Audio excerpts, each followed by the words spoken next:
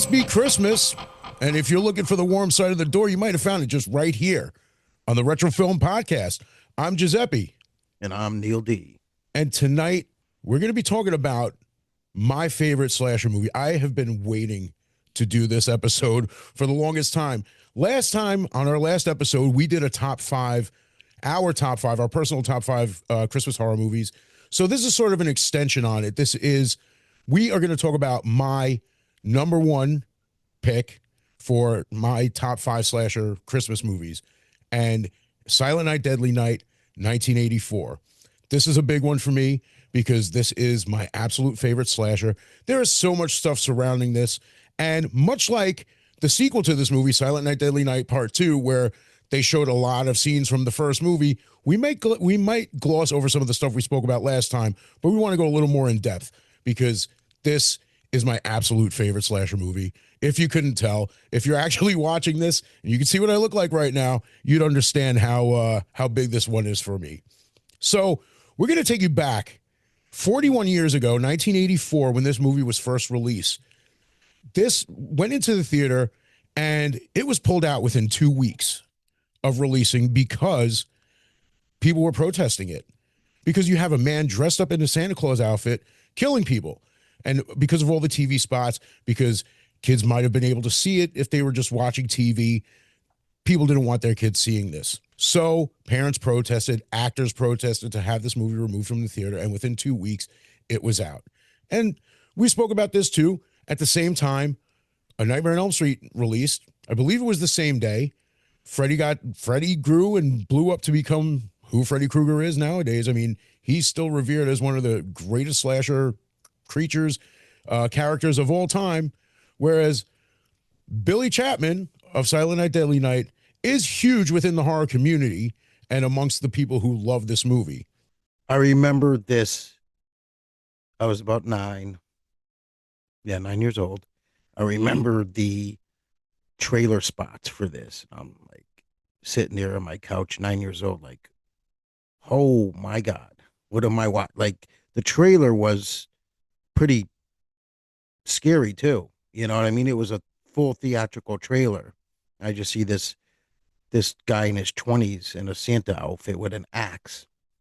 And I think it showed the infamous sled scene, which we'll get into in like the trailer, I think, if I can't remember correctly. But this was a big deal, this film. I think the backlash and the controversy is what really set this forefront in marketing.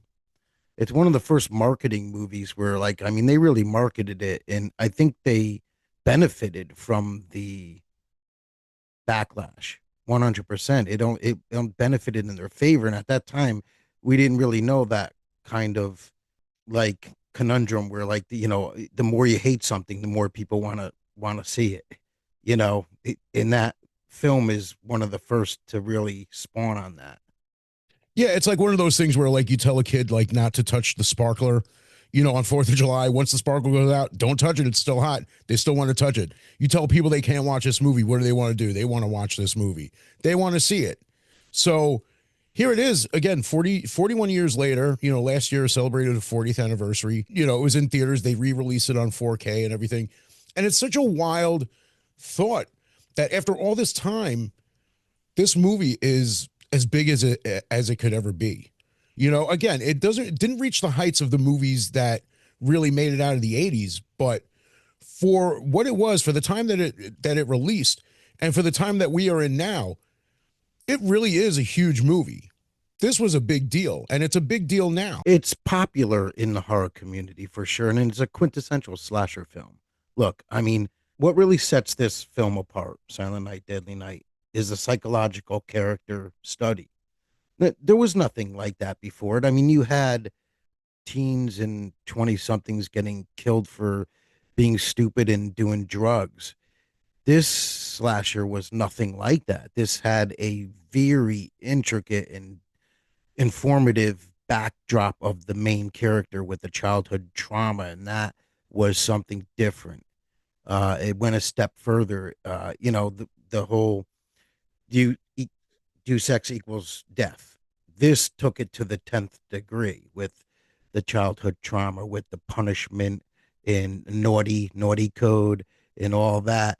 You have a guy going around with the Santa costume on the biggest holiday of we know, Christmas. Everybody loves Christmas. It's a good happy time to spend with your family, and you have that dichotomy of a guy killing people on Christmas. But we also get why. And that's why it's a good film, and it's a quintessential slasher film. If you're into slasher films, it's a must to see. Absolutely. Was it one of my all-time favorites as much as you, Giuseppe? No. But I do respect it.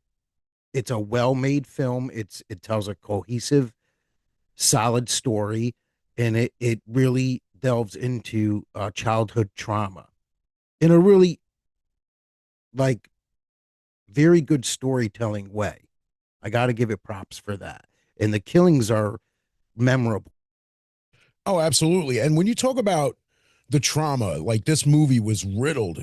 Billy was riddled with all kinds of trauma, starting from just before his parents get killed when they visit the grandfather in the home. You know, here's grandpa. He's catatonic, can't speak, can't talk, doesn't move, just dead staring straight. Parents leave Billy alone with him for a minute. All of a sudden, grandpa comes to life and he's all like, have you been a good boy? Yeah. Well, because you know what Santa does to boys who aren't good?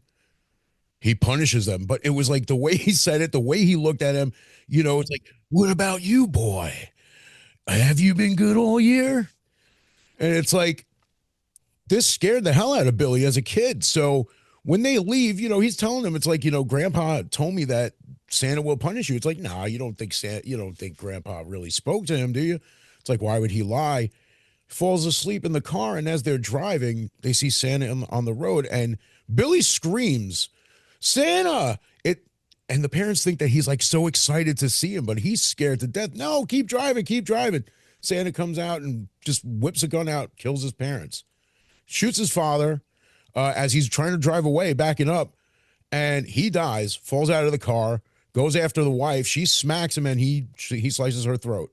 Billy runs and hides.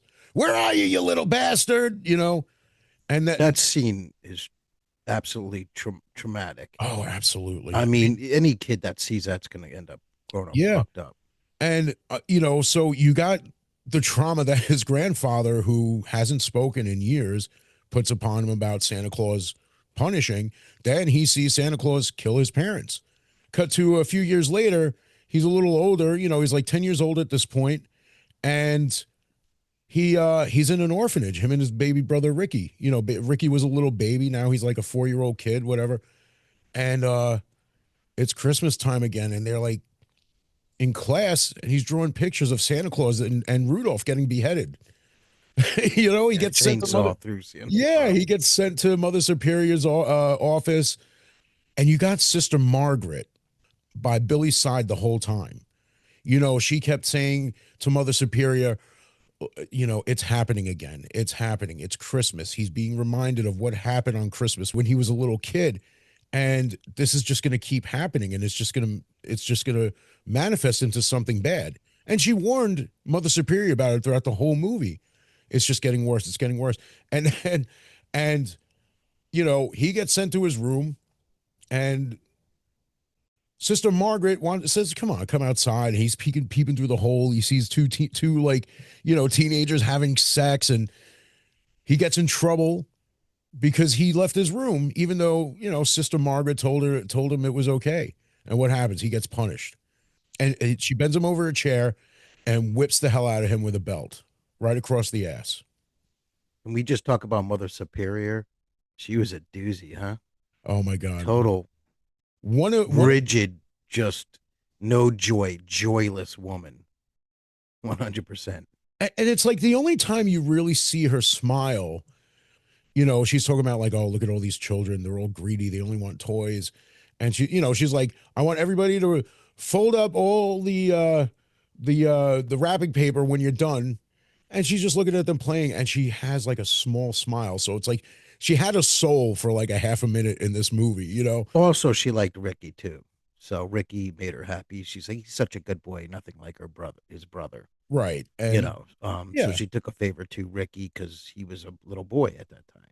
Yeah, But because Ricky just like kept to himself. You know, and one of the funnier scenes in it, it's what was it that he said? He goes, he's like, Billy, what's Ricky's like, Billy, what's the matter? The kid that he's playing with is like, your brother's a nut job. That's what's the matter. And he's like, don't say that. And it's like, But I mean, it was bound to happen. This other sister saw it and tried to warn them, as we see. But you know, they don't listen. And I think Mother Superior was just a businesswoman, you know, just not no joy at all. Uh, but I mean, that trauma just is going to set anybody off. I mean, that what anybody that goes through that is just it's insanity. They did who held nothing back with the psychological trauma aspect. There was, you know, like I said, the other slot, there was nothing really like that out at that time. I mean, you had Happy Birthday to Me, so I'm wrong. You had that, but other than that, not really. And this was '84, so there was a few slashers before. Uh, you know, I mean, it was kind of towards the tail end of the slasher reign, so to speak. Um, but it's the most storytelling of psychological uh trauma situation in any slasher film from that date for sure. Probably even more so than Happy Birthday to Me, or they're probably on the same level, but in a different way. But yeah, it's a shocking film, and I mean, I'm surprised somebody had came up with this idea. It's very taboo for the time. I mean, you know, Sienna is known as, you know, the loves the children, helps the children, you know, gets the children gifts, and then you have this guy that, you know, and it, you know what it is? It's a trigger aspect too.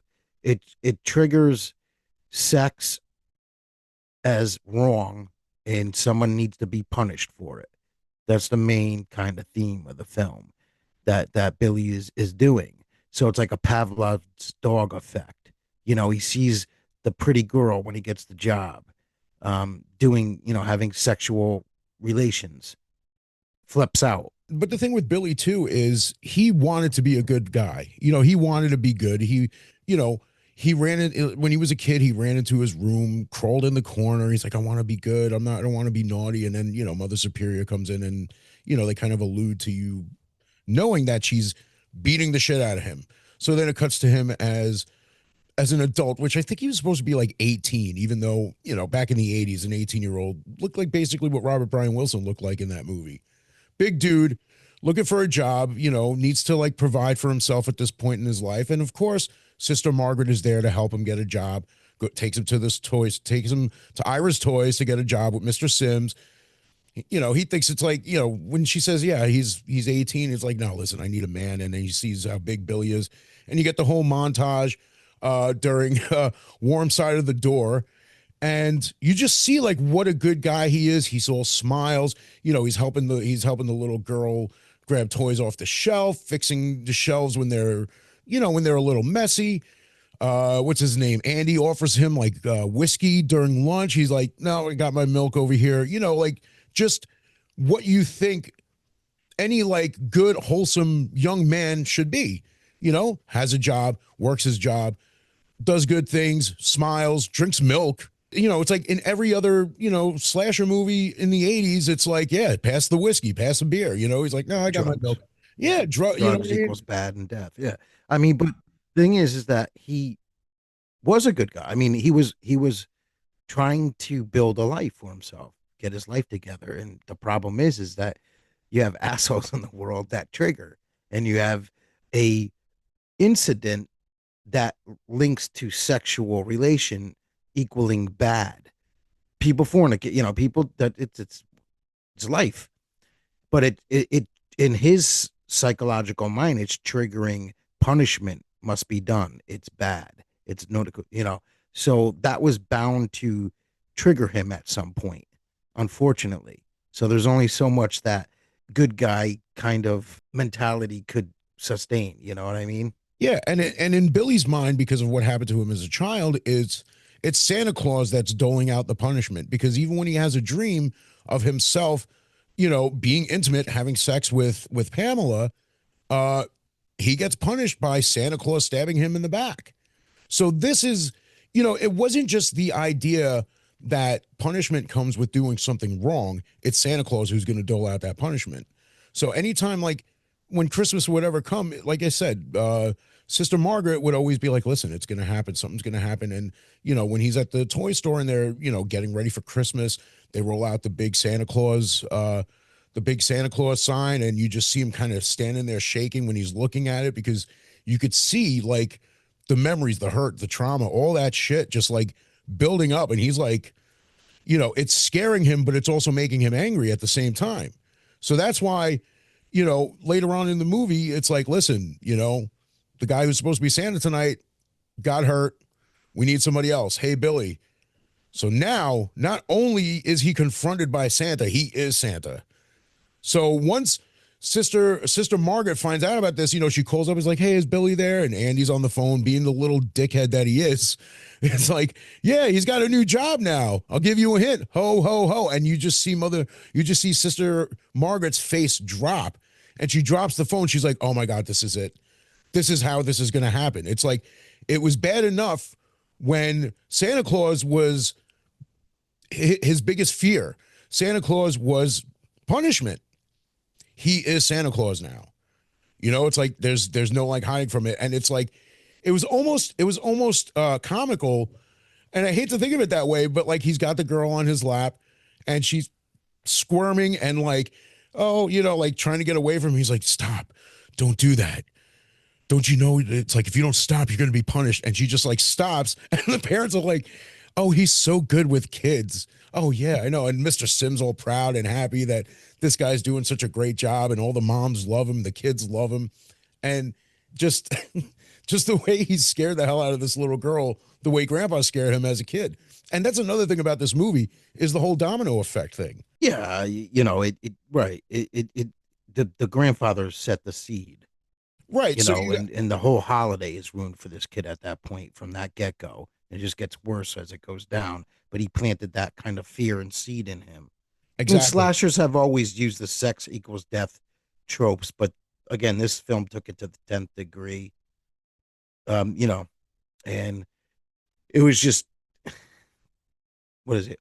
Downhill from there for him. I mean, but what I don't understand is when he killed Mr. Sims, because Mr. Sims was good to him. That's one kill I never understood. If you really think about it, Mr. Sims is the one who made him put the costume on. As nice as he was, as cool as he was, as much as we loved him. I mean, come on. Mr. Sims was great, especially when he got drunk, when he got, it's over, time to get shit-faced. And he got shit-faced. Like, he really got shit-faced. He was drunk. They were all in there singing and having a good time. But it's like, when you really think about it, it was because of him and Mrs. Randall that he was dressed as Santa Claus. So, but do you really think that he realized that or was thinking that?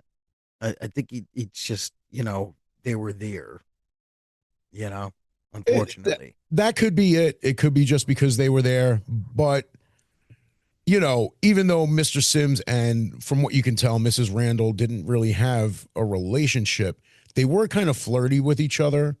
It seemed that way a little bit. Maybe he saw something there that we didn't see, or like we were just supposed to kind of get like from however subtly they put it out there, because it always looked like there was some kind of thing going on between the two of them throughout that whole scene. Possibly, but I think that he just was, when you push that go button and you're not thinking, well, yeah, I mean, rationally, so you just kill mode.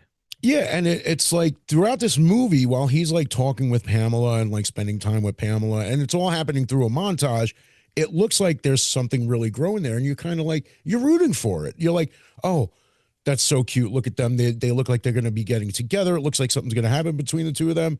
But then it's like, and I mentioned this in the top 5, that whole Last American Virgin thing, where it's like she seems like a sweet girl, but now she's making out with Andy, the dipshit of the whole fucking store. He brings her back to the back, and she doesn't want to do it. She's like, all right, enough. And he's like ripping her clothes off and all this shit. And it's like, Billy doesn't know the difference, though. Billy just sees what happened to his mother when Santa Claus ripped her shirt off and then sliced her throat. But he did see them making out. He did see them going back there together. So I feel like at this point, Billy doesn't know the difference. He just saw them together, kissing, making out. Obviously, she wants it from him, but he doesn't know that. I feel like he didn't know that something wrong was happening there. That he No, was I attacking. mean, all he has a kind of like a childhood demeanor. All he sees is, people being intimate, and that's naughty, and that's wrong. People shouldn't be doing that, so they need to be punished because that's the Pavlov's dog bell ringing in his mind. That I could just kind of equate it to. It's a good metaphor for it, is that, once he sees that, it triggers. It's a triggering effect. And all other rational goes out the window. Like, I do like this person because he liked her, but the other trigger is overpowering, unfortunately. So then people have to die, because it's psychological. He can't decipher it out, the difference, and try to work it out at this point. And then he just, goes on a spree. And, Um, and dude, the way it all came together in that moment, and you realize the raw power this dude has, where he just strung the lights around Andy's neck and just hung him, like with his own arm, like held him up like this and hanged him, like with his own hand. Pamela sees this happen. She freaks out. She's like, "You're crazy. You're crazy." He's like, "Oh, stop it, Pamela." And he goes and slices her up. You you just knew kind they were of, gonna die, yeah. yeah, but at the same time, like, when you first see this, it's like, what is he doing? I thought he liked her, But Yeah, again, I did too. I thought that. Yeah. and it's like the more you watch it, or like the older you get and the more you understand what's really going on, is that, like you said, he's got that childlike demeanor where he sees her reciprocating feelings by making out with him. But then when it comes time for her to like go to the next step and she doesn't want to do it, Billy doesn't notice it that way. He just sees him taking her clothes off and she wants it. And again, he doesn't get it. So like to him, it's like, and it wasn't even like the whole, well, no, she was mine and now you're trying to take her from me. It's like, no, you're doing something bad. When I did something bad, I got punished. You're doing something bad, you're going to get punished. Equating, right. Yeah, I and the mean, fact that it was Santa Claus, the fact that it was him as Santa Claus, because in the beginning, I feel like he also saw what happened to his parents, being that they were being punished. Because when Billy explained what Grandpa said to him, they're like, "Oh, what, do you really think he was speaking?" And it's like, "Well, you know what? Grandpa's just a crazy old man. Mommy, you shouldn't have said that. It's naughty to say things about old people. Santa will punish you too." So, like that to him could have been like, "Oh my God, Santa's really punishing my parents for what they said about Grandpa earlier." yeah, I mean, Santa Claus is the symbolism. I mean, it's you see Santa. Santa's the purveyor of punishment. So when he puts the costume on, he becomes Santa. So he's the purveyor. He's dealing out the punishment. It's all kind of like Pavlov's dog kind of theme to the film. To break it down analytically. But there's some funny moments too. But I gotta say, the actor that plays Billy, he's a good actor. You can tell in the film. Yeah. It's a slasher film, but you could tell he has some acting, like he's trained some acting ability to be able to convincingly turn that on and off and deliver those lines like that in the way he did. Definitely. So, what's his name? Robert Brian Wilson. Robert Brian Wilson. Yeah, And he's a decent actor. I'm surprised I yeah, haven't seen him in any other stuff, because to be able to pull that off is not easy. right. And speaking about turning it on, you said turning it on and turning it off. It's like the moment that he snaps. He's like standing there, like he's like all confused, and all of a sudden, just his eyes go down, and he's got that scary smile, and he's like ready. He's ready to take everybody That's on. not easy, and that's what I mean by he's a decent actor. Right, and that's the thing too, because it's not easy. I feel like it's not easy to look scary with your own face. You know what I mean? Like he was able to be scary, and you see his face, like much like Tony Todd as Candyman. You know what I mean? It's like you've seen him in other things, but when he's Candyman, he's scary. You see Robert Bryan Wilson, this sweet kid, just trying to be a good kid, trying to hold a job, becomes scary once he's ready to start the killing, and he just turns it on. And he was just so, and you're right, he was really good at it. And you just kind of look at this dude and you're like, I would be scared to death. It's a If I, scary film. it is when Right, you when you really, watch when it you as a really kid. look at it, yeah, it's absolutely a scary film. And once he starts on his spree, it's just such a wild ride from that point on, because you see Linnea Quigley, she's babysitting, she's got her boyfriend, they're making out on the pool table, and she's getting naked and all that stuff. Billy sees her go to the door to bring the cat in with no top on, and it's like, oh, they're doing something wrong. Naughty. Takes her out. Dude, one of the sickest kills in the whole movie, him lifting her up. And it's like, when you look at her, it's like you don't realize how like big and massive that Robert Bryan Wilson was in this movie, that he was able to pick up Linnea Quigley. But Linnea Quigley, let's be honest, she is a small woman. I mean, I've met her even, yeah, I've met her even now, and she's like still very petite. But to be able to like even just grab her by her waist and like hold her over his head and put her on the deer rack, over the deer's antlers. And like, one of the things about that scene too is, in the regular theatrical cut, you just see him putting her on. But if you see the director's cut, you actually see the antlers going through her body. It's a little darker for those scenes because they weren't originally put on VHS, but nor DVD, if I'm not mistaken. Once they put it on Blu-ray, they upscaled it as much as they could, but it still looked like VHS quality. But it kind of adds to it. When you're watching like an older movie, if you watch something on like VHS, or if you watch like a 35 millimeter movie in the theater, like when they bring out old movies again on 35 millimeter, or even when they put out new movies on 35 millimeter, there's a different feel to it when you're watching it. So in some of those scenes, like even with Mr. Sims, while he's on the floor with the hammer in his head, as they're backing away or getting closer, it gets darker, and it's just such a more uneasy feeling when you see it like that dark, and like basically in what it originally looked like. Yeah, it's very 80s too, which I love. Obviously, I mean 84, but um, you know the bullies and the sled famous scene. Some great kills in this. Like Yeah, they're picking on the nerdy dudes with the sleds, and they're going down the little small hill. It looks like somebody's backyard at that point. Like they just went to somebody's backyard randomly. It's kind of a very funny scene, and they're like kind of trying to bully him, but not really being good at bullying. And the kid kind of sticks up for himself, and then they steal their sleds. And the first dude goes down, he's fine. The second dude goes down, the main bully, and Billy just jumps right out, and he's like, "Oh fuck!" and cuts his head clean off with the axe, yeah, and he just dude. goes rolling down. And Very like, fun. yeah, and the one who was already down there, the one who went on the sled first, got down there, was waiting for the dude to come down. You see you see the body holding onto the sled, and then the head rolling down. Dude, that's one of my favorite screams, when he sees his friend's dead body on the sled. The way that dude screamed, great scream, fantastic scream for that scene. Um, and yeah, it was great the way the geeks like just stuck up for themselves. They're there, they're friends, they're busting each other's balls, and all of a sudden these guys come out.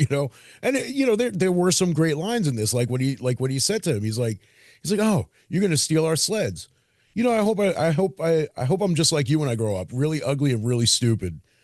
And Yeah. you're just kind of like, oh, that was good. But then he punches him in the stomach, says, get the hell out of here, takes their sleds, go down, gets his head chopped off.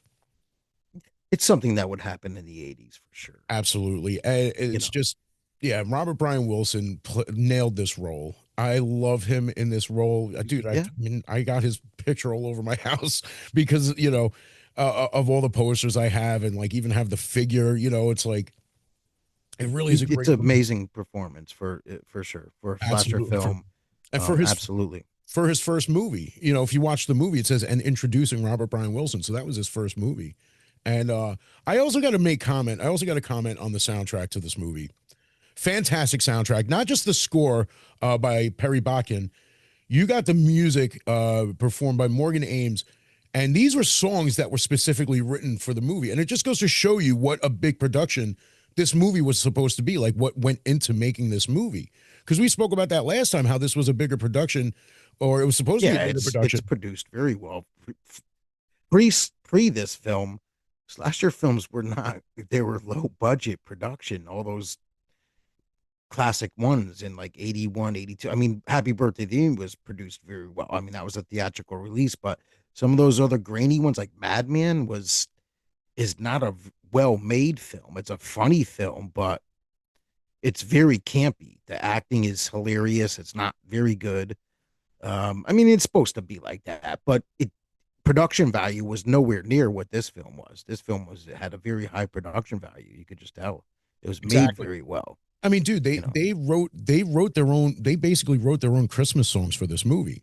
Actually, they absolutely wrote their own Christmas songs for this movie. I mean, dude, I have this soundtrack on numerous platforms. I have it on record, I have it on CD, I have it on cassette. I have different variants of the record. I mean, dude, I I used to go out on record store day all the time, and like the first year that I was gonna like just pass it up, I decided to look at the list and I see Silent Night, Deadly Night soundtrack, and I'm like, oh my god. I was in Queens. I drove all the way up to Hastings to the music store that I go to the record store that I go to, Clockwork Records, and they had it. I'm like, all right, cool. I got it. And then I noticed that they came out with that same record in different colors. I'm like, I need every color. Dude, I listened to that album every it's a Christmas album. All the songs, like Merry Christmas Baby, it's it yeah, must be Silent Night, Christmas. Deadly, Yeah, I mean Silent Night. Warm Side of the Door, the Christmas Flu. I mean, like some of the songs are a little like they're a little funny, a little cheesy, a little corny, but they're great songs. Like I sing There's along. Here Dude, Comes Santa too on there no, too, it's right? Sleigh Rider. Sleigh Rider. Sleigh Rider, he's looking for you. It's like a little corny, but they're great songs, dude. When we met up for the last CT Horror Fest, I was listening to that album the whole way up because I knew I was going to meet Robert Brian Wilson and Eric Freeman They were again. nice guys. Yeah, That was cool. absolutely. They're both awesome guys, Very and appreciative of their fans. Yeah. yeah, very very much so. And dude, like this was the second time I met Robert Brian Wilson and Eric Freeman for that matter, and just like I can't help it. It's like, yes, I want that sign. Give me this sign. It's like, oh wait, I got to get this sign too. Get me this. It's like, yeah, let's take a picture, dude. First, like I never do the pro photo shoots. Never. I did it once for Kane Hodder because it was advertised that he was going to be dressed as Jason Takes Manhattan. But when we get into the room, he's just standing there with no costume on. I'm like, what happened? But it was the first time CT Horror Fest ever did pro photo shoots. Well, the next CT Horror Fest I was going to do, it was Tony Todd dressed as Candyman, but you remember he canceled that one because he was sick. Rest in peace, Tony Todd. He passed shortly after. And then this one with Eric Freeman and Robert Brian Wilson, I'm like, this is what I've been waiting for. Like this is one of those ones where it's like, oh my God, they're both there, the Chapman brothers, and they're doing a double pro photo shoot. I'm like, oh yeah, dude, it was one of those take my money. Dude, I brought my axe. I wore this. I didn't have this hat yet. I just got this hat from Terror Threads, but dude, it was exciting. It was like I was like a little kid.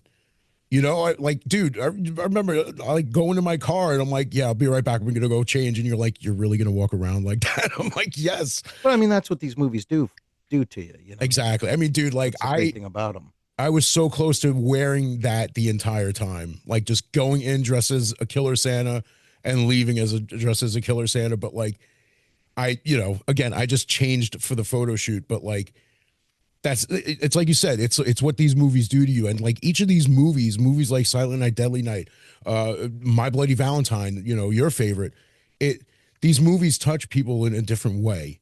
It's like they speak to you in a different way. The holiday themed ones are great. I always thought the specific date ones and the holiday ones are my favorite. Silent Night, Deadly Night saw the marketing and the popularity of a holiday theme and ran with it with the biggest holiday, and it worked for them. Yeah, and it's like that's why their tagline was you made it through Halloween, now try and survive Christmas. Because Halloween, big holiday, people love Halloween, dressing up, candy, parties, all that kind of stuff. And a fun holiday, but it's not like the type of holiday that you get off from work for, or, you get off from school. But like you might get to dress up at work or school, but like you don't get the day off like you do for Christmas. But the impact that Halloween had in horror and slasher movies, as a subgenre, just spilled over everything. And it's like you get movies like this, you get movies like My Bloody Valentine, you get movies like Silent Night, Deadly Night. And this was just such a great way to, continue with that whole genre, with, just creating stories based around that holiday. Right, because then you had April Fool's Day, which is one of my favorite films, which came out 2 years later, and that's one of my favorites. But going back to the soundtrack, that was a time when soundtracks were important. They were favored. They were scores were a big deal in the 80s. I think we kind of lost that art today, unfortunately. They're not. They're kind of secondary. They're not so important, and they kind of get lost, um, among other things in film today. But we won't get into that. But it was very important. Like, people liked to hear the songs in the movies in the 80s, and we could mention several, like, I mean, Valley Girl, Lost Boys, Fast Times at Ridgemont High, just going on the teen films alone. um but I mean, Fright Night had a great soundtrack. John Carpenter does his own. I mean, with Halloween, we see most of the horror films had their own theme music. I mean, even Happy Birthday to Me had that music in the background, like that classical music kind of going in the background. It's very important, and it only enhances the film. It only does the film better. So, yeah, I mean, when that works, it definitely uplifts the film for sure. Oh yeah, because this was on top of the score. Because like I said, they wrote their own Christmas songs just for this movie. And for me, it's one of the best written soundtracks, music written for a movie that's not a musical. Because I love Christmas music, and like to me, these are Christmas songs. I listen to them around Christmas, and like I said, sometimes when it's not Christmas, I just feel the need for warm side of the door. I just need that warm feeling inside, and I need to hear this song. So it really is, like I said, it really is such a great soundtrack with its own music that's not a musical. Right. Well, I mean, in all the, like, Halloween time, you hear Monster Mash, you hear Dead Man's Party by Oingo Boingo. You hear these songs, Weird Science, because they're Halloween themed. Same thing, with Christmas. And it's fun. You're going to hear it 500 times and you go to a department store. Sleigh bells, are ringing, um, all those songs. Yeah, I mean, he gets in the spirit. So, to do that in the film is smart because people remember it. Um, I always said, take the music out of a film and it's like not the same. You don't get the same, vivid feeling watching the movie. exactly. And it's like this, the soundtrack, the music, not just the score, but the music, like I said, the ones that they like, the Christmas songs that they wrote for this movie, they were so well placed too. Like they were just at the right time, exactly where they needed to be for the scenes. It's like when you know, Linnea Quigley is getting to, when what was her name? Denise in the movie, when she's, making out with her boyfriend, it's like more of a sexy song. But like the lyrics are, not as sexy. It's about being sick on Christmas. And then in the next scene, it's Merry Christmas, Baby. It's more of like a dance song, and it worked so well. And again, I love listening to these songs around this time of year because to me they're Christmas songs. They're fun Christmas songs that I love to listen to. Yeah. No, I mean, it definitely enhances the film for sure. Um, Now, what films do you think Silent Night, Deadly Night influenced? Because I mulled this over in my head. I Okay. thought maybe you might have been able to, you I know. see, like I hate to bring it up again because I know how much you don't like talking to, but there were a lot of influences from this movie on Terrifier 3. Okay. Yeah, no, When that's when fine. when Terrifier 3 Sure. was when the like basically when it was first announced that Terrifier 3 was going to be a Christmas-based movie, they did a like just like a little teaser. It was a wreath coming close to the screen, and from behind it came Terrifier 3, Whereas in Silent Night, Deadly Night, the very first thing you see is a wreath closing in on the screen. Silent Night, Deadly Night, same thing. A Santa Claus running around with an axe, wearing the beard under his chin as opposed to over his face. You know, you see a lot of that in that movie specifically. And I met Damien Leone at a horror convention, and I told him, I was like, dude, I'm very excited for Terrifier 3 because it's a Christmas movie, and I see a lot of influence just from the trailer from Silent Night Deadly Night. I was like, oh yeah, dude, definitely Silent Night Deadly Night. He also said that he got a lot of influence from the Tales from the Crypt episode that we were talking about last time. Through the house, yeah. And so just knowing that, me being a fan of Silent Night, Deadly Night, knowing that there are other people who take what they saw from that movie and put it in their own movie. Again, I wasn't that big of a fan of Terrifier 3, but I did see the influences in it. I think it influenced Thanksgiving too. I would say so. That Yeah, makes sense. I see Totally. it. I see it there too, a little bit. Absolutely. Yeah, I mean, like I said, the cultural and marketing impact this film had is significant. I mean, you would like. I think Blair Witch Project took a lot of the marketing from this several years later. I'll be honest with you. Uh, You think the posters, the graphic art, the poster, the trailers. It was promoted. I mean, it was heavily promoted. I remember the big newspaper ad. Yeah, this was a big deal. And I mean, it got, it got banned and stuff in the theater. Then it just escalated it.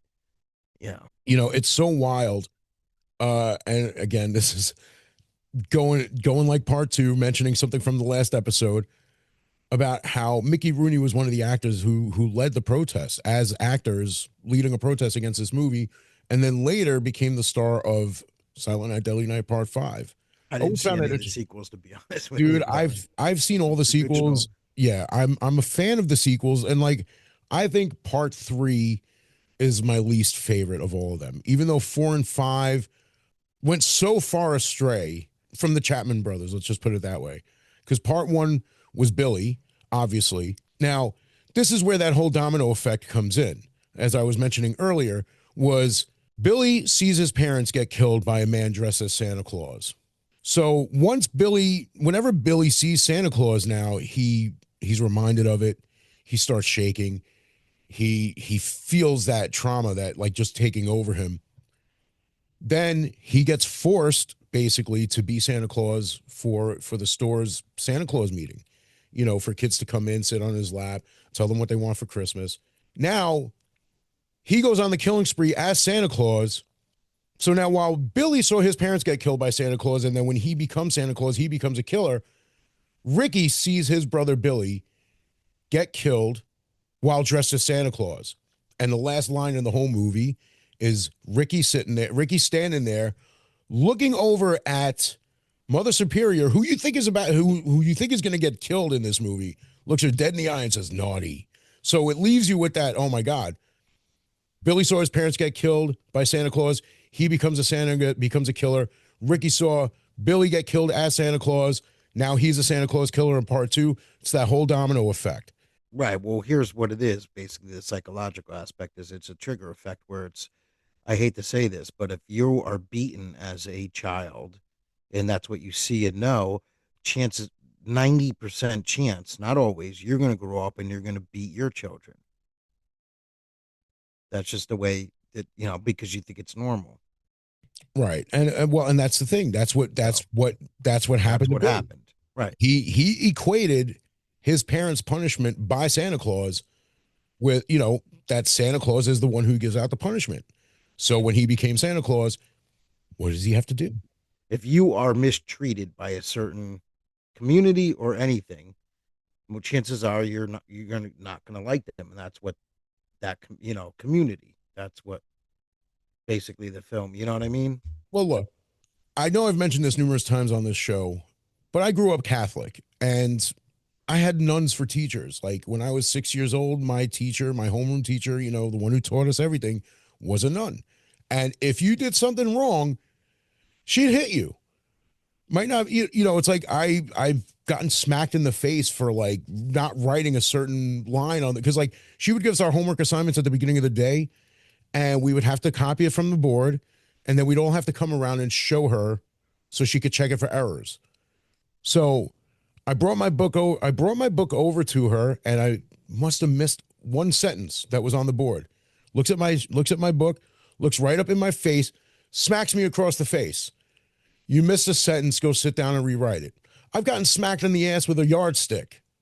You know, I just so when I watch this movie, it's like my own trauma comes back to haunt me, seeing the way Lillian Chauvin, Mother Superior, treats Billy every time he does something wrong. It's like, it's like I get the shakes like Billy did when he saw, when he saw the whole Santa Claus banner. It's like, oh, none, no, What happens to you in a child that if you don't work that out, it stays with you as an adult, and that's what the film pretty much centers on too, which is basically what trauma is. So that's what the whole film basically is about. Is the trauma that he had as a child, and it transcended into his adulthood, unfortunately, and then it got triggered. But if he had never been asked to put on that Santa outfit, do you think he would have been okay? That's the golden question. Would he have an all right life? See, I don't know, because like I feel like at this point he still doesn't get that the whole, he doesn't have the whole understanding of, if you like, just because you're into a girl doesn't mean she's going to be into you, because he would still see Pamela and Andy walk off to the back room and do what they do. He might not have followed them, but he never drank before too. That's another thing. He was drunk. It's like when it's like when you have your first drink at 18 and you don't really drink, it hits you a little harder because you don't have a tolerance at all. Like, and like we mentioned, he was a lean dude. He was a skinny guy, like not skinny, but like he was healthy, so like whatever little bit he drank, it's like, you got to realize like he was drunk most of this time too. So whether or not he would have lost it at this point in his life is what I can't say for sure. I can't say, no, it wouldn't have happened at all. I still think it would have happened. But because if you really think about it, there would have been a Santa Claus at the store, and he would have been there while the Santa Claus was there. So that could have been a triggering factor for him had he not dressed as Santa himself. Just a man dressed as Santa Claus being there could have been what triggered it. Because, you think about a movie like Christmas Evil, where, we see the dude's mom like making out with Santa. He's, feeling her up and all that shit. Who's to say that, like, I mean, obviously you don't want to have the same concept in different movies, but like, who's to say that like Santa wouldn't have done something that would have triggered it too? Because it's like there's so many different ways that this could have gone. He could have walked by a Salvation Army Santa and it would have triggered him. So you think anything Christmas related would have triggered him? You don't think putting on that outfit triggered him? I think it did. Oh, absolutely. Oh, I thought you were asking me if he didn't put the suit on, if he would have been triggered. And I was saying that, yeah, absolutely, he would have found something would have triggered him had he not worn the suit. But the suit, but wearing the suit absolutely triggered. I think that set him over. Yeah, I think that's what was the intention. I don't think he would have, if he saw like a Christmas wreath, costume in a department store. I don't think it would have made him go to that effect. No. And I'm not saying that either. I'm saying that Santa Claus generally is what would have triggered it, because if he wasn't wearing the costume, if he wasn't wearing the Santa Claus outfit, there would have been another man in that store dressed as Santa Claus. But I don't think that would have triggered him. Just my personal opinion. I think it would have, because because it triggered him when he was a kid. Mother Superior forced him to sit on Santa Claus's lap, and they had to like drag him in. He's like fighting and kicking and screaming, trying to get away. Yeah. And he punches, he knocks Santa Claus out. This little like 10-year-old kid knocks Santa Claus out. So that's the first like sign of the type of strength that this kid has, if you really think about it. But like, this is how badly he didn't want to be around Santa Claus. Because like, think about it. If there was a Santa Claus at the store and he wasn't Santa Claus, there was another guy dressed as Santa Claus, there still would have been an after party, and he still would have had to stand there around drinking with a guy dressed as Santa, drinking with the enemy, the man who killed his parents, so to speak.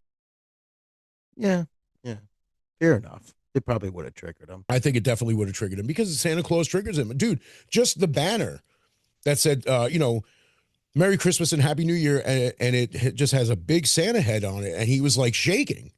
So it's like just from that, you know that if there was somebody else there dressed as Santa, it would have totally triggered him, and Santa might have been his first target. I think putting on the Santa costume though really set him over the Oh, edge. absolutely, dude. You saw it in his face when he was done wearing it. It was almost like Ralphie in the pink bunny outfit. That look of like shame and disgust and like, but at the same time, like he really exuded like that whole angst, like you know what I mean? Like he really hated wearing that suit. Like you could see it. You could see the pain in his eyes when he first put it on. Yeah, he was enraged. I mean, that look that he switched look that he gives is frightening. It's so good the way he does it though, like punishment and like looks like his eyes widen. Yeah, And dude. And Lillian Chauvin as Mother Superior, like she scared me too. Because like I said, I went to school with nuns and I know like the way they are. And it's like the way this woman tried to like whip everybody into shape and like just making sure that no one does anything wrong. And it's like, the whole line, punishment is absolute, punishment is necessary, punishment is good. It's like that's that's her motto. And you're just kind of like, oh my God, this woman's insane. But that's how nuns were. That's how they operated. Again, I know firsthand, but like the thing is, she was just so horrifying. And it's like by the end of the movie, she's in a wheelchair. Like we don't know why, but it's like, she got older and she's got to be around in a wheelchair. And here comes Billy running in with this act. Dude, that was another great scene because like the whole thing, like it's like, yeah, there's a killer Santa on the loose, and it's like there's a guy climbing into his own house to surprise his daughter. Daddy? It's like, Daddy. The cops are like ready to take him out. And then you got the other one that was going into the got shot orphanage. on the schoolyard. It was the Got, father, yeah, he got shot on the priest. schoolyard. Yeah, he was a deaf priest. The deputy shot him. Yeah, Yeah, it's like why didn't he answer? He's like, 'cause he's unintentionally deaf. funny. Yeah, it's why didn't he answer when I called him? Because he's deaf. I'm like, oh my God, that's so messed up. And then when Billy finally comes, he's hiding the axe behind his back, and he knocks on the door. The little girl's so happy to see him. It's like it's Santa. It's like don't let him Gives in. her It's the like but knife, the box cutter. but It's Mother yeah, Superior, it's Santa. Oh yeah, that scene with little Cindy. It's like Santa. And it's like, have you been good? And it's like, oh my God, please, not the little girl, not the little girl. And she's like, yeah. She's like so happy to see him. Doesn't even question like, why is your beard under your chin? Why, she's just so happy that like she just happened to wake up, or she just happened to be up while Santa's walking through her house. And it's like, yeah, have you been good? Yeah. And he goes into his pocket, pulls out the bloody freaking box cutter that he killed Pamela with, and hands it to her. I knew he wasn't going to kill her though. No, well, dude, I Watching it mean, later on, and not to jump so far ahead, but you see the same thing with Ricky in part two when he goes on his killing spree, and there's a little girl who like bumps into him on her bicycle. She's like, "Sorry, mister." He's like, "That's okay." they represent innocence. That's why. Exactly. Yeah, you see that between the brothers that they have because they grew up in an orphanage, so it's like every kid needs a shot. Just because I'm losing my shit right now and I'm ready to tear up the whole neighborhood. I'm ready to kill anybody who runs to the house trying to bring a cat in the house with her tits hanging out. You still got a chance, kid. Save save yourself. A lot of unintentional funny scenes in that movie. Yeah, and it's like you try not to laugh, but you got to find the humor in it, especially when you kind of relate to some of it. Not the whole going on like an axe killing spree, but again, the whole the whole nun thing. Because you do have because I do love Sister Margaret because she really cared about Billy. She was by his side the whole time. When he got in trouble, she's like, "Come on, just come outside, play in the snow a little bit, hang out with the boys." And then Mother Superior catches him spying on two people banging. And she punishes him for looking. But like before that, she's like screaming at these two naked kids in this bedroom, whipping the hell out of them with the dude's belt. And at the same time, I'm also thinking, like, wait a minute, how old are these kids supposed to be that are still in an orphanage? Do they work there? Are they like cleaners? Like, Yeah, I didn't know you who know what I those mean? two were. They didn't explain it.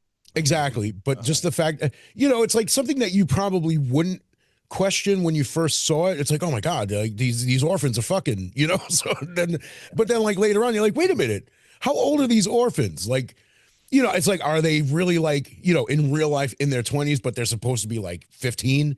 Are I think they they were people? just put there to further the story, to tell the Yeah, I story. mean, but it's also like maybe they worked there. Maybe one guy was the janitor and the other Well, they one. had to. They couldn't have two little kids fucking in the bed. You know what I mean? So they had to put adult, you know, older teens in there at least. Well, that's why I specified that. That's why I specified like people in their 20s that are supposed to be. It just further impacts that's a naughty act.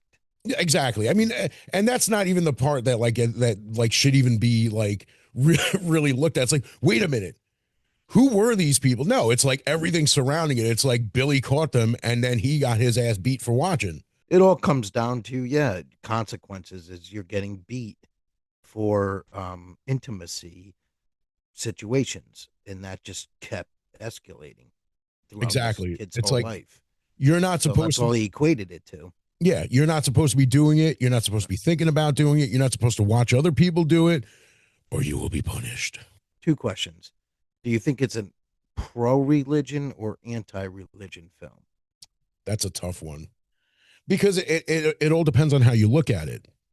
It could specifically be like anti-Catholicism. It's like That's what I believe in think. God, but maybe That's what I think the director's intention you know what I was. mean. And it's like you see that a lot more now than you did back then. But it's like if you think of it that way, that was kind of smart. Not trying to diminish anybody's faith or beliefs or anything like that. I believe in God, but it's like I grew up Catholic, and it's like you just try to find your place inside the whole thing. Just following the right path. That's what's important. Besides the point, but it could just this dude could have been beaten by a nun himself. You I know, just think that he wanted to write a film about um, extreme religious fanaticism, and this is the anti-film. That's just my personal, from what I've read up on, opinion. I could be wrong. That's what I got from it. I mean that's fair. I mean, as far as opinions go, I mean it's like there's no right or wrong. The only thing that what I mean, it's your opinion. It's what you think of it, and I think it could. It might just be anti-nun, or it could just be pro-Christmas. It's just But I mean, no, I mean, if you watch it though, it definitely, for me, impounds that. It subtly, like, people get really religious fanaticism. You know what I mean? Extreme. oh, that's no, You that's know, true. That's I absolutely think he true. did this in a gory, comedic way. Now, do you think it's a film that's trying to promote abstinence? I feel like the opposite. You know what I mean? And it's not necessarily saying they're promoting, premarital sex, but the way this movie was protested out of theaters and made people more interested in wanting to see it, being told not to have sex has that same effect where you just want to do it. It's like, I don't care what you say, I'm watching this movie. I don't care what you say, I'm going out with this dude. I'm going to bang this dude. I'm going to bang this chick. I'm going to do this. You know what I mean? It's like the more you're told not to do something, the more likely you are to want to do it. So I can't say for sure that it was supposed to be like pro abstinence, but it's like you said, just to show you the extremes that people would go through to get you to believe that there is a punishment for the things that you're doing. Because if you really think of it from a Christian point of view, you're giving into lust. Right. You go to the priest and forgive me, Father, I've sinned. That's what the film basically is doing, in a tongue in cheek kind of way. And he's the one that is punishing the sinner. Exactly. And at the same time, it's like he's trying to be good. And it's like, look, I'm doing everything that I can to be good. It's like I'm waking up from these dreams, these lustful dreams, where Santa's killing me for giving into this lust. So it's like Santa doles out the punishment. I'm Santa now. You're giving into one of the seven deadly sins. You must die. It's over for you. Game over. That's where Billy is. That's where, it's a little tough to say if it's more pro religion or anti. It's just a story that I feel some people might, that people can relate to. And again, not the not the axe killing, but dealing with like you said, fanatical. Yeah, dogma. Um, That's what I think. I think I mean, the director could have just wanted to make a crazy film with like a fucking guy, just a holiday horror themed film where he's killing people in a Santa costume. I don't know. It could possibly be, but if you dive deeper in, I'm just trying to get like analytical with you and ask you question. It brings up thoughts of it could be poking fun at extreme Catholicism, or maybe poking fun at the trope of sex equals death in slasher films. right. And Possibly. yeah, and the whole, poking fun against Christianity or Catholicism, it was a little more subtle back then because it's like you have, if that's what they were doing, it's like, yeah, you can see it, but it was subtle. Not just because there was a nun, yeah, not just because there was a nun there, it's like, oh, they're absolutely doing this or whatever. Nowadays people have lost that subtlety and it has to be like right in your face. It's like you're trying to make an enjoyable movie, and in a sense, some, they are enjoyable movies, but it's like you don't have the smarts enough to make it subtle. But You what can't. I will say is what this film did was it pushed the boundaries of where a guy could make a film like Terrifier and not feel ashamed about it, or like kind of like taboo about it, and have it be protest, because now that's adored. Art, the boring horror icon now, I don't know why, uh is able to, maul, whip people apart and whip their heads open and split their body because of this film. Because this guy had the balls to push the boundaries of having a young man dress in a Santa costume and go on a killing spree. But it's far more brilliant than Terrifier, far more better storytelling, 100%. Um, that's without saying. But because of this film, Damien Leone was able to make Terrifier and promote it and it be the huge success that it is because of the predecessor, because of Silent Night, Deadly Night, without a doubt. Yeah, this movie had to fall in order for others to prosper. Right.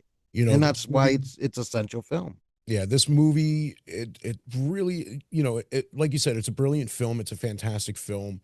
While it is a shame that it wasn't able to like really run its course in the theaters back then, it's gained the fame through the years. I mean, at this point, you got, you know, Silent Night, Daily Night, Santa hats, T-shirts, posters, It's a cult books. favorite. I mean, they Yeah, made a remake. Whenever they yeah, make a remake, it's a popular slasher film. They're not going to remake a exactly. popular slasher No, film. definitely not. And again, here it is 41 years after the original, and you got Corey Cunningham coming out and doing the playing Billy Chapman.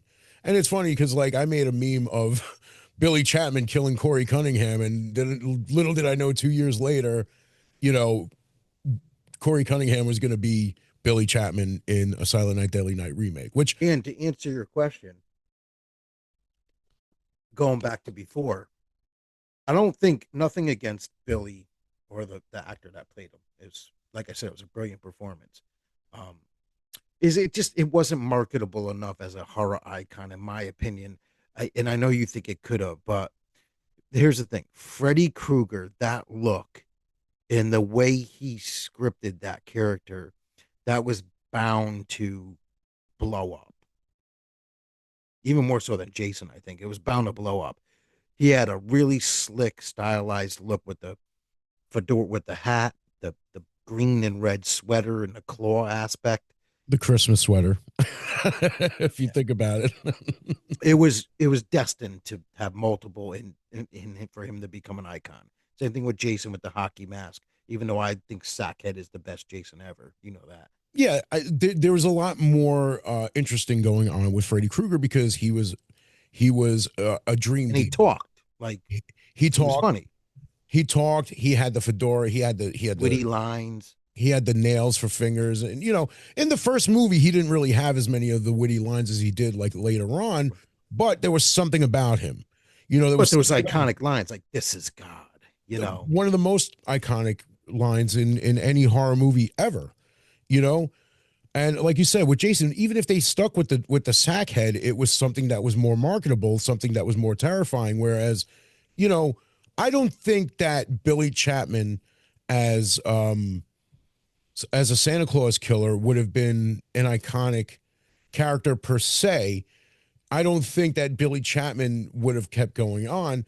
Whereas at the end of the original Silent Night, Deadly Night, he dies. He gets killed.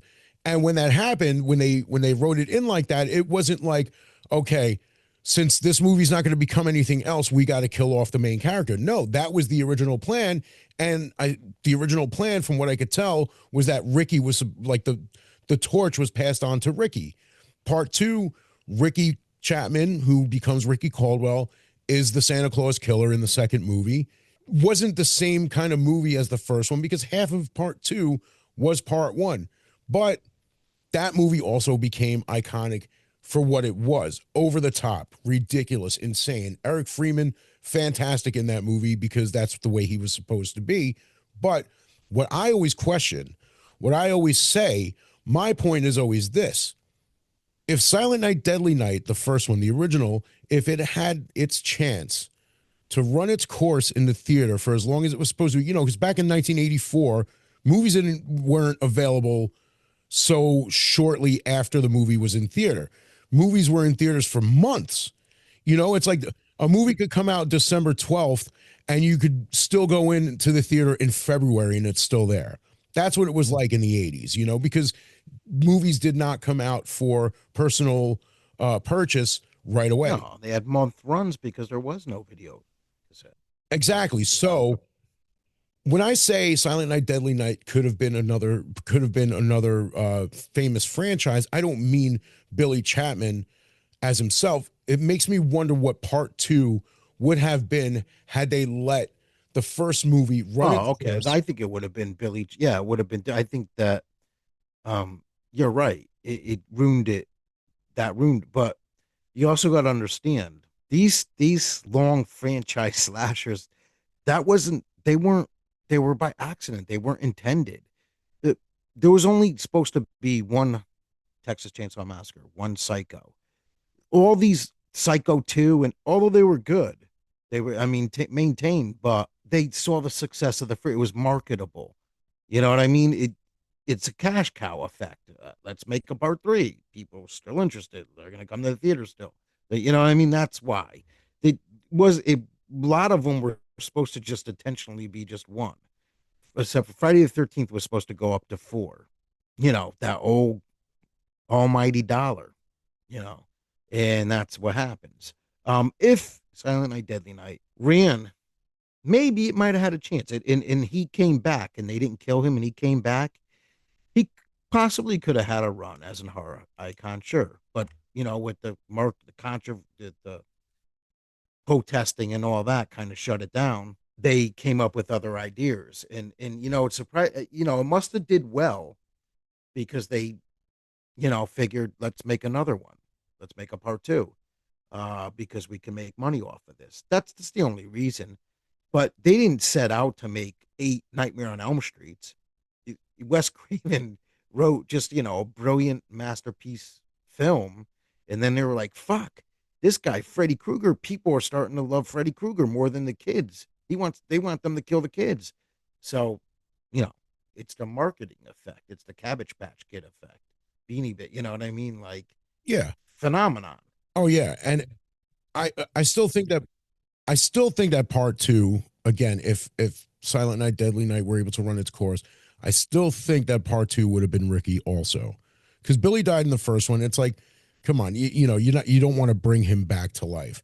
Part two still would have been Bill, would have been Ricky, but they might have gone a different route with it. They might not have killed him, which technically at the end of part two, he doesn't get killed because he's back in part three, but like, he's got brain damage. His brain is like covered by So you're glass. thinking it would have been like a Scream type thing, all different killers. See, I thought you were thinking Exactly. just him as an icon, Yes. Billy as an icon. No, well, I mean, Billy has become an icon, but like it wouldn't have been, it would have been just a Santa Claus killer. It's like part one is Billy, part two is Ricky, part three could have been somebody else, or they might not have killed Ricky off in part two. What, like I said, like with the way they did, but the stories might have been completely different. And even if there even would have been a part four and a part five, could have been something completely different from that point on.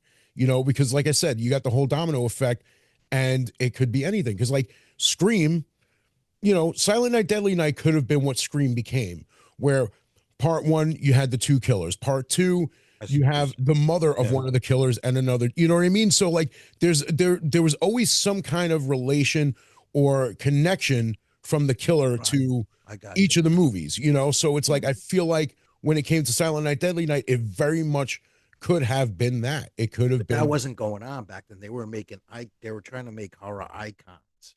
True, but but like just the idea of a Santa killer at the time, even because then you can market the Chapman brothers. I mean, look, these figures came out years after those movies came out. I mean, you look at Eric Freeman, who's really just known for Silent Night, Deadly Night. I mean, like I've seen him in other things. I've seen him. He was in an episode of In Living Color. He was in Divorce Court back in the 80s. But he's got a figure made of him. Same thing with Robert Brian Wilson. They have NECA figures made of them. These dolls, these figures look exactly like them. That's their faces on there. Years. Well, I mean, they're gonna make it. It's an iconic slasher film. They're gonna make figures. years after these movies came out. And it's like you look at some of the movies, you look at some of these huge, well-known Hollywood actors don't even have that. It's like I always say this. It's like I know I'm jumping into part two, but it's like I mean, it's the horror community. NECA's going to make a figure out of any. It's the horror community, but these came from Shout Factory. You can't find these anywhere except for like third-party sellers. I got the Eric Freeman one directly from Shout Factory. This one I got the Robert Brian Wilson I got for Christmas because I missed out on the original release. Well, that's a horror thing, though. They don't make figures of regular movies, really. I mean, that's like a horror, well, no, no, they kind of do. I mean, like, I mean, all right, Gremlins are, that's considered horror, Friday the 13th, but they do make, they have like Ninja Turtles, you know what I mean? Right. But I mean, like, all right, here's an example. Did they? Well, yeah, they kind of did. I do have a Spicoli figure, but you know what? I mean, all right, let me try to explain this properly. Dude, I have Clerks figures. I have wrestling figures. Right. You know what I mean? Like they make figures I get of what everything. you're saying, but the point I'm trying to make is like a regular mainstream Hollywood movie. It normally, like besides Star Wars and all that Kenner and stuff like that, well,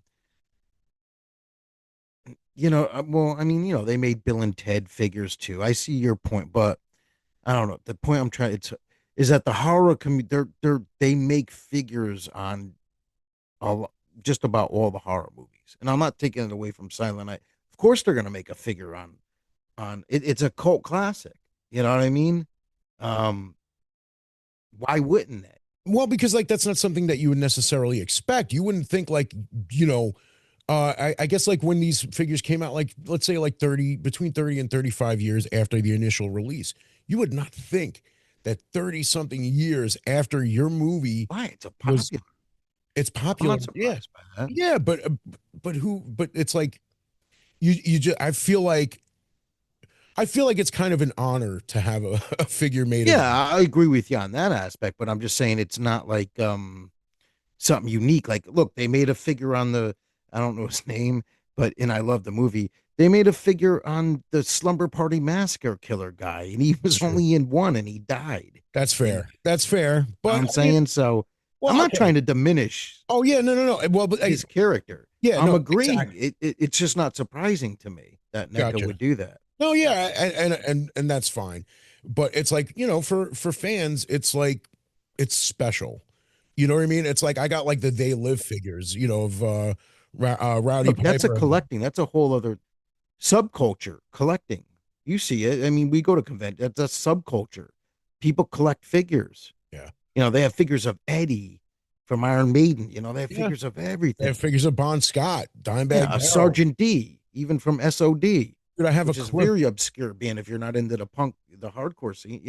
Yeah. Um, I have a Cliff Burton figure from Super 7. You know what I mean? So, but I mean that's popular. There's collectors. That's a whole sub, right. like sneaker collectors. There's same thing, figure collectors. Right. And we all You think that know, each other, if whatever you collect, if it's not what I collect, you're the ridiculous one. You know what I mean? I'll collect everything. I mean, I have posters of Oh yeah, I have absolutely, man. Garbage Pail Kids. But I think, like I said, I think that it is a when you watch it again, like you're not going to pick up on it. And this is just my perception of it. Let's say is that it's a poke at a subtle poke at Catholicism in a like a gory, funny, unintentionally funny moments way. I think that's smart. I think the director's smart for doing that. But I mean, it was prevalent. Catholic schools were big. That's what I'm saying. In '84, you got a boarding school, all that stuff was. So I think he was poking fun of that. Right. Catholic schools were big. Catholics, you know what I mean? Like I said, I went to Catholic school, and that was in the 80s, and in Whereas not so much now. right. But it's like it is possible that, yeah, I mean, he could be poking fun at the Catholic Church, or just like Catholics, period. Like maybe not Yeah, so the much silliness of it, right, the maybe not so fanaticism. much the right, like maybe not so much the church or the belief, just the believers, just the people. Right. Look, it was a subtly way to poke fun at people who are rigid and like, you know, people out there like sex is bad. You have to wait to, you know what I mean? I think he was kind of tongue in cheekly, campily, kind of making subtly fun at that. Like, it's bad, and he took the trope of that from previous slashers, like I said, where sex equals death and magnifying it. And this is just me analytically breaking down the film like I always do. You know me. I do with films. But I think that intentionally that was the director's part of his intention. Because if you watch the film, it's funny. There's funny moments. And he used the iconic symbol and image of Santa. And it's kind of like irony. It's a dichotomy. Like Santa's supposed to be pure and good, but here you have a kid who gets traumatized. I mean, it's horrible to say this. Like it's anybody that goes through that. I hope the audience doesn't get me wrong here. I'm not saying like he's making fun of people that have trauma as a kid. It's kind of like a lesson. He said like the Pavlov. The story of the Pavlov. That's what he basically did with this film. Is like the bell rings and the dog is triggered to Right. eat. Yeah. Well, So he took that and like you say, well, let me be tongue in cheek and keep and like, so now this guy is traumatized as a kid, right? He sees this horrible thing happen with Santa Claus. So Santa Claus is symbolizes bad and if you do bad, you're gonna get punished. And and if you're intimate with a woman, because he's a man, um, that's you should be ashamed and sin for that, and you're not supposed to do that. So you need to be consequences and punished, and you add the mother superior in, and she's the tool um, for punishment and discipline. So he takes that over, and it's subtly, like look at this. These people are so against this stuff that it's just extremism. When intimacy, it's a part of life. at the time, it was known that when you watch these slasher movies, people who have sex, people who do drugs, people who drink, they're the ones who die. Right. Whereas Yeah, in it's a this trope. movie, right? Whereas in this movie, they point out that having sex is bad and could possibly get you killed. Yeah, So he just magnified it by 10. That's what I'm saying. He made yeah, fun of it and by making it magnifying. making it somewhat aware. But I also feel like this is really it really has to do some of it has to do with that mental trauma where it's like you can't let it go untreated. And I don't necessarily mean like with medication or doctors or whatever, but it's like you know where you have Sister Margaret who is trying to help Billy through everything and basically, letting Mother Superior know that at some point this is going to become something bad. Whereas Mother Superior just kind of shrugged it off. It's like, no, no, no. He's going to sit on Santa's lap and he's going to love it. He's going to tell Santa what he wants for Christmas and everything is going to be fine. And Sister Margaret's like, I don't think we should do that. It's like, and she basically like says like, listen, shut up. He's going to get over it. And that's always been like a big problem with people who have any kind of trauma or any kind of problem, any kind of issue, however big or small, is like when someone tells you to get over it, it just becomes worse. Yeah, if You it's know? not taken care of, it stays with you in adulthood, unfortunately, and that's the deeper part of the film for sure, and that's what he was trying to definitely show. It's not necessarily to say like if somebody's like going through that or whatever that like, you got to coddle them or whatever. It's like, you want them to be strong enough to get through it and you want to be soft enough to help them through it. So like that was the thing. It's where like Sister Margaret was the soft one trying to help him get through it. And Mother Superior had the more tough approach, but not so much like, listen, this is your problem. We're going to face it head on. This is what you need to do. No, it was like, forget it. Santa Claus is good. Punishment is good. I'm going to smack the shit out of you if you don't do exactly as I She said. represented the religion. That's what I'm saying by how I mean by it's subtly poking, like she's the one. Superior Mother Superior is the extreme aspect. You see what I'm saying? Sister Margaret is the human one, is the one that sees the problem. Right. Right. More human Wants to, approach, more feeling, right. more The human to dichotomy, human right. kind of an interaction where like people can help people get through the shit that they're Right. going through. But it's a great movie and it's like so much to it as far as, like we said, the whole dealing with the trauma, the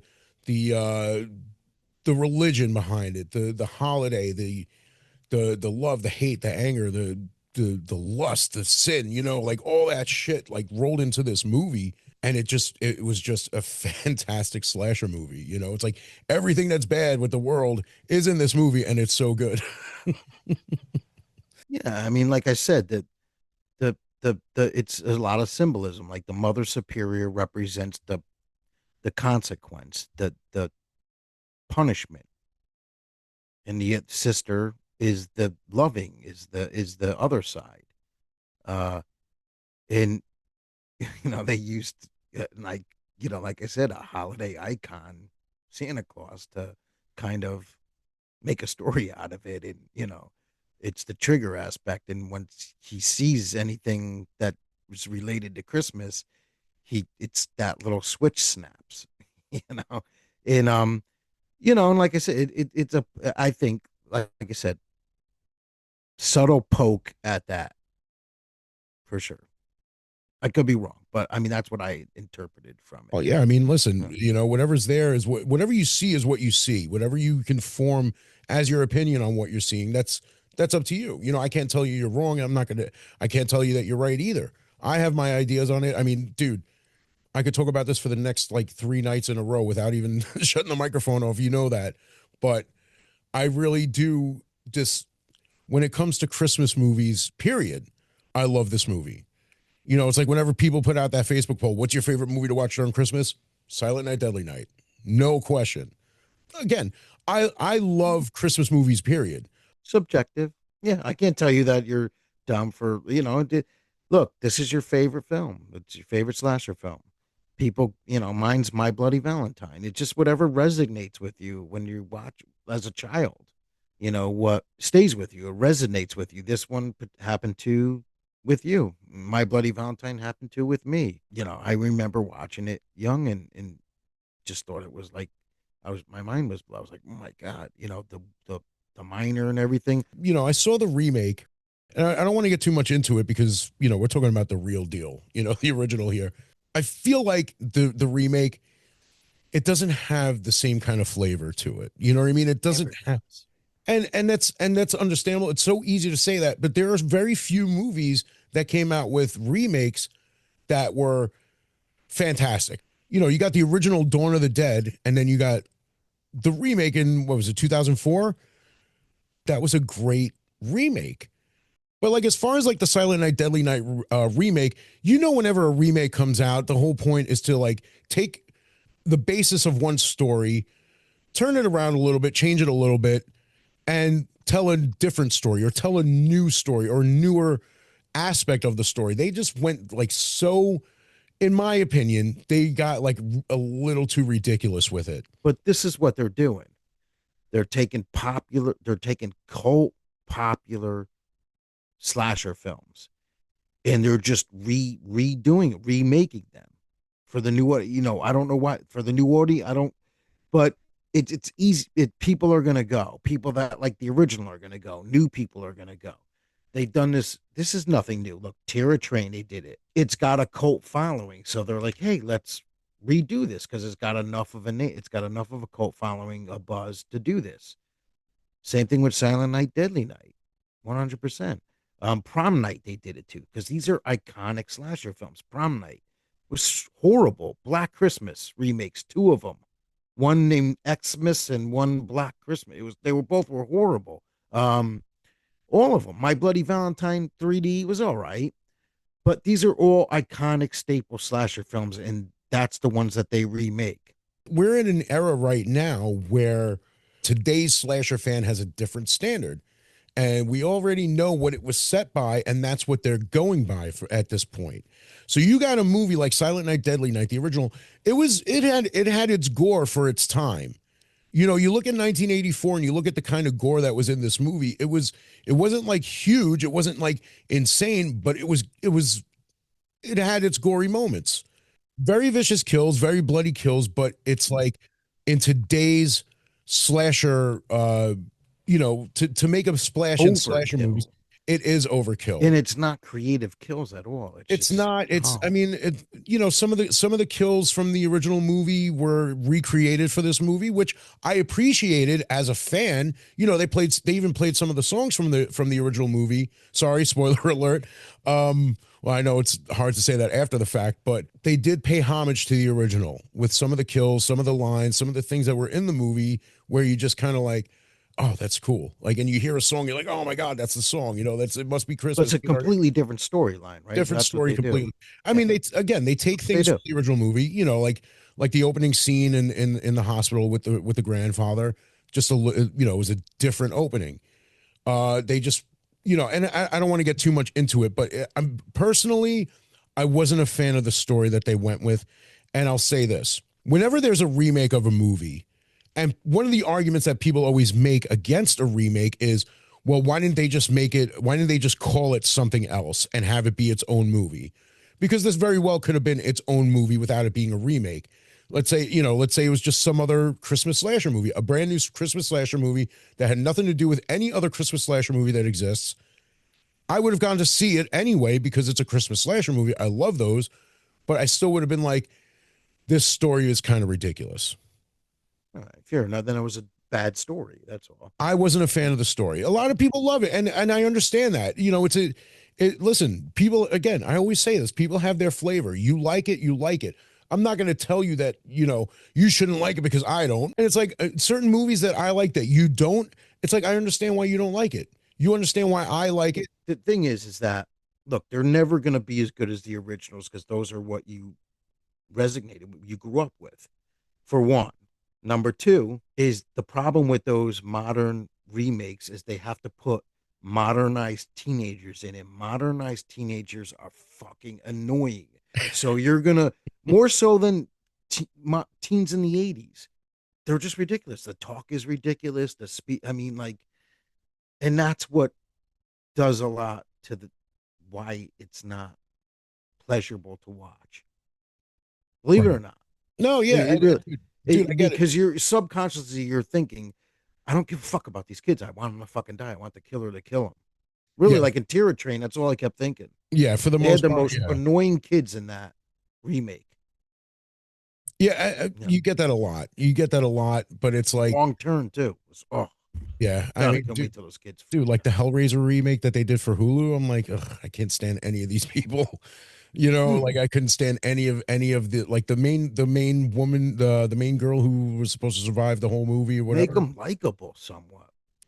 Yeah, it's like there was just something different about the final girl in the 80s versus the final girl now. But as I said, last year was the 40th anniversary, and I was so excited to go to the theater to watch it. And it was just as exciting for me to sit and do a full episode on my favorite slasher movie right now. There's so much about this movie that, like I said, there are relatable moments growing up Catholic.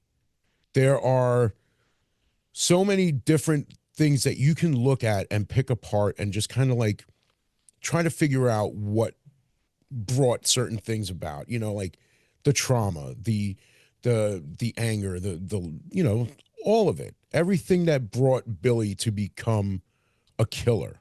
Everything that made him finally snap. What did it? You know? So like this whole movie I can watch like any time of year. I know it's a Christmas movie. It's my favorite movie to watch during Christmas, but like I can just like in the middle of summer be like, you know what? I want to watch Silent Night Deadly Night. It's the most wonderful time of the year, Christmas. And just when you find out that there are horror movies based around Christmas and you see this one cuz I always mention about when I was a kid walking through the horror aisle of Blockbuster, when I was too young to actually rent a horror movie myself or to even have a Blockbuster card. We would try to get horror movies every once in a while or like try to get like, one of our cousins to do whatever. And whenever I would walk by this box, this was one of those boxes where you see, the arm coming out of the chimney, like it, right here. Um, I didn't know what I was looking at. That scared me. It's like, oh my God, is Santa a killer? It's like, no, it can't be Santa Claus, but it's like you see the arm, you see the red glove, you see the axe, and it's like, you see the cuff on the. It's like, what is this movie, I remember the trailer. dude? When I was a I kid, remember I the did not. trailer, watching it, There were seeing the certain trailer. movies, yeah, there were certain movies when I was a kid I would not touch. This was one of them. And then years later, when I actually watched it, I fell in love with it. It was like Candyman. I was like 12 when Candyman came out. I was so scared of Tony Todd in those trailers, in those, like even in like the TV spots. I couldn't watch it right away. Like it took me a while to like sit down and actually watch it. Because, like I said, when you got somebody, especially like like Tony Todd and Robert Brian Wilson, like I said, if you can be scary with your own face, that's gold. Like that, you know what I mean? Like that's gold. That's acting.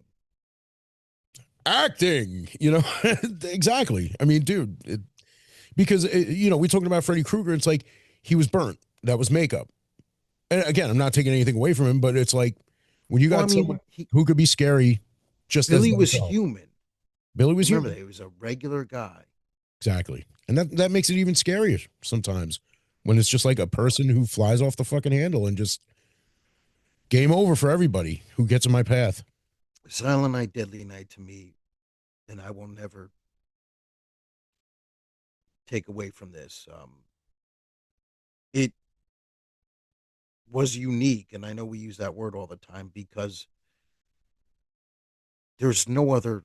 The psychological backstory of the main character is very in depth, very informative. So it impacts, it tells the story a lot better than predecessor slashers, a lot of them at that time period. So it's got that, which I always look for. Even in slasher films, I look for that just because I'm a film guy. So that aspect itself is it's a must see um, psychological horror film. It is. It's a psychological horror film, basically. But I also think that it like I said it in my perception of it is and I think that's smart, and it's awesome that he did it. He really subtly poked fun at a couple of things. He poked fun at tropes, just subtly, tongue in cheek, little sprinkle on there of tropes. because the extreme of the sex equals death trope magnified it by 10. The kills were memorable. Absolutely. You could ask 20 years from now, I'll remember them. Like there's just distinct kills, like the sled beheading, the deer horns through the like Quigley's tits. Um, the hammer in the head. Um, they're memorable. The characters were likable somewhat, mostly. I mean, you were kind of rooting for Billy, and it does definitely. It's a warning against trauma as a child too, for sure. We can't. We're not making light of that. I think it was a warning, telltale warning that is, you don't help a child out, he's going to grow up fucked up, But I mean, the little nuances, like the dichotomy between sister and the mother superior, kind of good and evil, devil angel aspect. Just the marketing aspect and the protesting really, I think, boosted the film too. Like like I said, what sets it apart is it hasn't been done before. The psychological character study and the trauma that creates it, the method of killing and operation due to childhood trauma, the sympathetic portrayal by focusing on Billy's struggle with something that happened to him as a kid, and then add the religion theme and aspect, and it's like a madness party. But you want to see what he does and what happens and what triggers him. So it's kind of a ride. Uh, but I mean, it's an important film for slasher genre for sure. I mean, the director was crazy enough to fucking put a guy in a Sienna costume and go on a killing spree when it's Sienna represents happy, fun, good times and loves children and you know, um, he made him. And I don't think he really made Billy a villain either. I think it just shows like trauma can do to somebody. He used like guys descend into madness, and it's triggered by extreme impounding of naughty and religion, and you have to be punished when you are sinned. And the result is a man bringing this up into adulthood, child rather, bringing this up into adulthood, and then it transcends into his life and it just manifests into his life. And unfortunately, he has triggers, and he's the punishment. He's the corporal punishment on the sinner. It's just a fun film to watch too. It's a lot of funny moments as well. You Yeah. know, I And don't know if they were intentionally or unintentionally, but they were funny. and I feel like it says something great when you have a character that you can look at as both, sort of look at him as the good guy and the bad guy, because he was the good guy from the beginning and he was dealt a shitty hand. Didn't He have a chance. he was his parents were taken away from him at a young age. He was put in an orphanage and raised by nuns who, had no problem using physical discipline in order to get him on, so to speak, straight and narrow. So you got this kid seeing his parents get murdered, getting beaten every time he screws up at in the orphanage, and never really having a chance to like have any of these issues worked through. Sister Margaret tried her best, always at his side, always pulling for him, always doing the best that she can to try and make sure that he's okay. But she was always kind of pushed aside by Mother Superior to basically um, give Billy basically that tough love, to basically beat him into just doing the right thing. And it just basically backfires when he's put up to the task of having to be Santa Claus. The one thing that has tormented and taunted him his entire life. And in his mind, Santa Claus doles out the punishment for those who are naughty. So this is his obligation now. This is what he has to do. He has to give out the punishment because he's Santa Claus, and that's what Santa Claus does. So this is this young man's descent into madness. He was pushed to this point through his whole life. Like I said, from seeing his parents die to being beaten every time he did something wrong. She tied him to the bed to keep him from getting out of the bed because he woke up after a bad dream and like ran out of his room. Mother Superior took him and tied him to his bed. It's like, how do you not look at that stuff and grow up to just in complete anger and just be brought to complete and utter madness? And this movie just portrayed that all so perfectly. I think the intention of the director, probably the two main intentions of the film were, if your experiences and environment don't get resolved properly, and it stays with you when you grow into adulthood, this could, you could snap and go crazy. It could happen, unfortunately. That's a very serious thing. Experiences and bad experiences in an environment, because he got thrown into that environment and he was getting abused and beaten, and that creates resentment and creates a normalcy, unfortunately. Or you do the battering. That's unfortunate, is that you become the aggressor when you are the victim. So you know what I mean? Absolutely. And, you always got to pull for guys like Billy. You always you got to try and like I said, you don't have to coddle them, but don't just you know You have to resolve it. I mean, it's trauma. It's exactly major trauma, like some and stuff that's what like that. happens. Exactly. And it's like where Mother Superior wanted him to just get over it. Sister Margaret was there to try and be like, listen, he's got to get this out. This is good. This is what I've been talking about. Something bad is going to happen. It took years, but it happened. The poor kid just went through so much, and he just finally had it.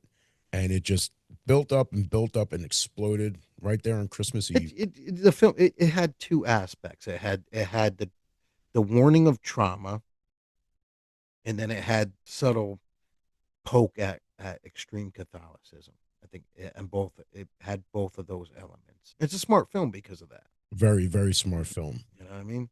And because of that, this was my number one on my top 5 Christmas horror movie list. This is why this movie got its own episode. I'm so glad that we finally got to do this, dude. When we started this show, I'm like, I can't wait for Christmas. I can't wait for Christmas. So, this is such a great way to, extend an episode. This is like almost like a part 2 of the top 5 Christmas list, Dude, like I said, I can't get over how much I love this movie. And I'm so glad that now, even though I have the Blu-ray, even though I have the 4K Blu-ray, even though I have it like uploaded to my, my digital library before you could buy it on digital, it's on the streaming platforms again. It was on Tubi for a short time last year. Now it's everywhere. Go watch it. If you've not seen this movie, and we didn't spoil it to the point where you don't want to see it. If you've never seen it, you'll find it. Check it out. Even if you have, Interesting film. it is. It's such You're into psychology. It's interesting. Yeah, and if you did see the remake before seeing this, I would definitely say just give it a shot. It's like, because a lot of people when they see a remake before they see the original, they kind of get turned off when they see the original. And that's sad. Especially like, because like guys our age, this is what we grew up with. We know what these movies were, but it's like these slasher movies have such a different standard now that it like people can watch the new one and look at the old one and be like, what is this crap? And I hate for people to feel that way. I really think that everybody should watch, if there's a movie that's coming out that's a sequel, a remake, watch the original first. I have to say, if you get a Terrifier audience, they're not going to like this film, Giuseppe. That's what I'm saying. Oh, So absolutely if you like story-driven films, you'll like. Right. Well, see, the Silent Night, Deadly Night remake did have there was a story, but I didn't like it. I didn't like the story that they went with. So you got the gore, you got the, You got the same kind of shit you're going to see in a Terrifier movie. And again, you know, I just want to reiterate, I like the Terrifier movies. I like 1 and 2. I didn't think 3 was as good. I appreciate the Christmas aspect of it because I'm a Silent Night, Deadly Night fan, and because I'm a fan of Christmas slasher movies. Just didn't hit the mark with me as well as 1 and 2. But point being, when you got that audience who, you know, this new standard for a slasher movie was set with the Terrifier movies, that's what people are going to expect all the time, and that's what they base their approval of it is with the gore and not so much the story. The new Silent Night, Deadly Night did have a story.